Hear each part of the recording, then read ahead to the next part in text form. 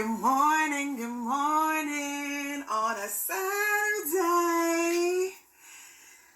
Saturday. Come on in. So I'm live on a Saturday because, y'all, I am trying to go to church. I am trying to get my life together on a Sunday. So I thought that I would, and actually I want to go to a church that is in a different city than I'm in.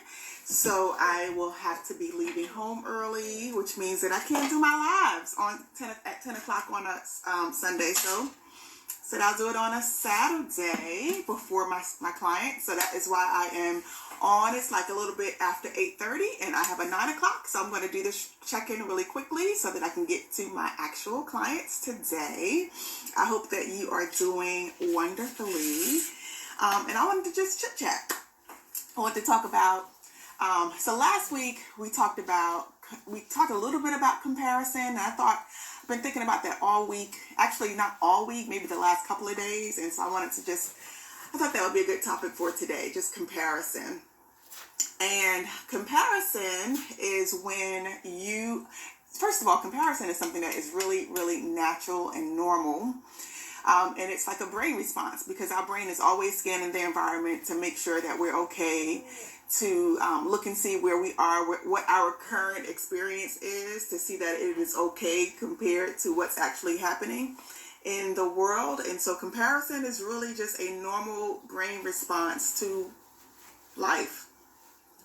And we compare in order to determine how we measure up, right, compared to other people. But the thing about comparison, although it's a natural response, a natural brain response, it's not healthy. It's not healthy if we can't get out of the cycle of comparison. And sometimes, when I say the cycle of comparison, meaning that you kind of are stuck in this pattern of always comparing yourself to other people, that's not healthy. And actually, what happens is that it can cause anxiety, it can cause depression, it can lead you to just hating yourself when you're always in this cycle of comparison. And so in my book, I'm going to plug myself. In my book, Hello Body, I talk about how sometimes we compare our bodies even to other people's bodies. Like on social media, we compare ourselves to the Instagram models, to our friends that are on their fitness journeys. And you know what? Sometimes we compare ourselves, our current selves, to our past selves. But all of it is not healthy because it leads to that depression. It leads to that anxiety. It leads to those ruminating thoughts that cause all those feelings and emotions. And it just leads to you not liking yourself. And so what I like to tell people is that it's not about comparison. And I said this last week, that the Bible says that it is not wise to compare yourself to yourselves. It says specifically that those that compare themselves to themselves are just not wise, because everyone has a unique path that we're on. Everyone has a unique path. Everyone has a unique purpose. And it is just unwise to compare and my stand is falling, so let me pull this back up. Everyone has a unique path that they're on. And you are judging yourself based on their path, their purpose, where they're supposed to be, which is totally different from where you're supposed to be. So that's why it's not wise. And so it's always wiser to get a better sense of who you are and why you're on your path, why your body is the way that it is currently. And that can lead to feelings of peace and contentment and joy and just satisfaction, overall satisfaction. So I thought, well, what are some ways that we can kind of know if we are comparing ourselves? And I kind of just was thinking about that, and I kind of came up with a few things. And so I want to just talk about those really quickly.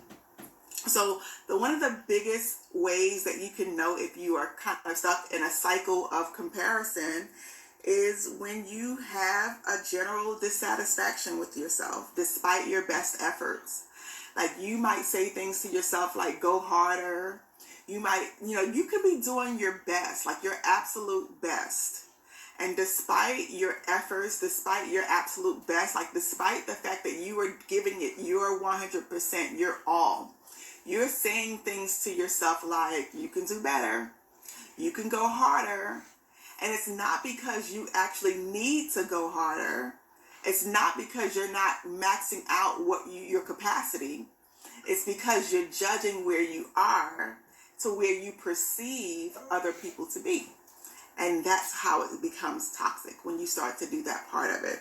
So you have this general dissatisfaction of yourself despite your best efforts, which leads to competing with other people. So if you notice that you're competing with other people, I have this person in my life, and they are super competitive. And I realized, in the beginning, I thought that it was like just jealousy and envy, and it's not, which is a sign that you are comparing yourself when you feel like you are envious or jealous of other people.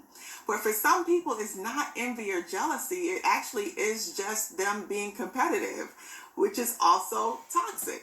Because then they have to kind of go back to themselves and ask themselves, well, why do I need to compete with people? Why can't I just be happy with my efforts, with where I am right now in my life?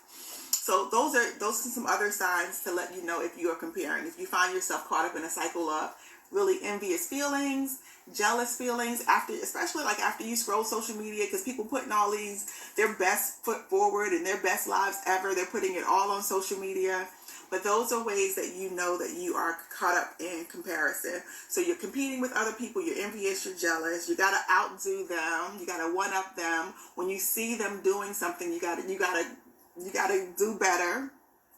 That is comparison, you guys. So being harder on yourself, we talked about that part of it. Judging other people. So when you get caught up in judging other people, like let's say for instance, someone lost 10 pounds this week, right? And you're like, she starved herself. That's kind of a funny way of looking at it, but that is literally a comparison. That is you projecting what you feel onto other people, and that is comparison, and that is just not wise. It's not helpful or healthy. Anxious thoughts and depression, we talked about that. And those are the things that I kind of was thinking about in regards to how do you know if you are comparing yourself. Those are the things that I kind of thought of. And so I want you to kind of look back over and kind of sit with yourself this week and ask yourself, lean into the fact, good morning, lean into the fact, am I comparing myself even to other people or even to myself? Like, that's why I stopped posting those before and after pictures, those progress pictures, because I realized that I was judging myself.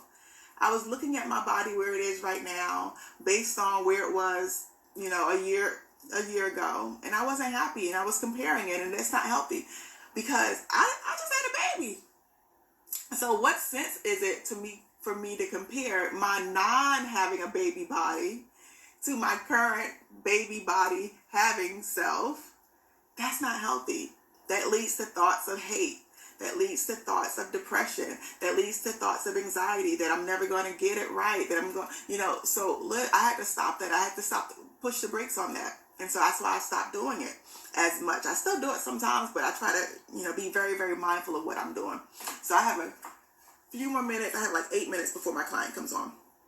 All right. So what is a cure to comparison? One of the things that to me is the cure to comparison is radical acceptance.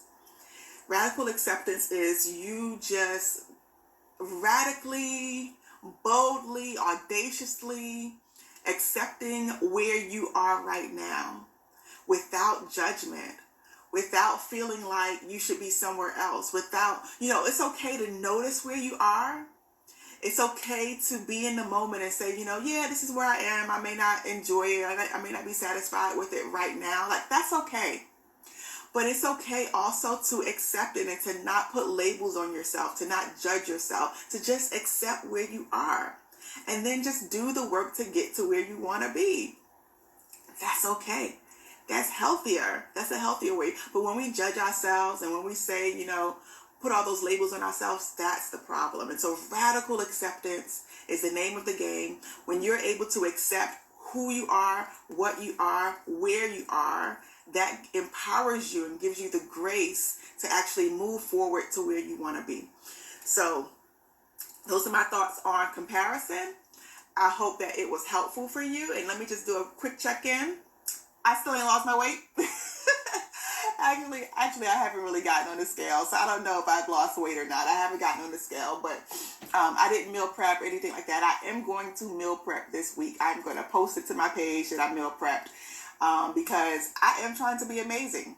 And so the update on Be Amazing, I did email the team at the Be Amazing showcase, and they are looking into my concern, and they said that my concern was valid, so they are opening up an option for me to do the package that I wanted to do. So as soon as they release that to me, I will go ahead and register, and I will let you guys know that I have registered. But until then, I'm still going to grind and accomplish my fitness goals. So those are my thoughts. If you guys want to check in, if you want to give some accountability, just shoot me a DM or message me, comment on this post, whatever you got to do. And I will talk to you guys next week on a Saturday, early morning Saturday, maybe like 8:30, 10, no, about 8:30. Talk to you later. Bye-bye.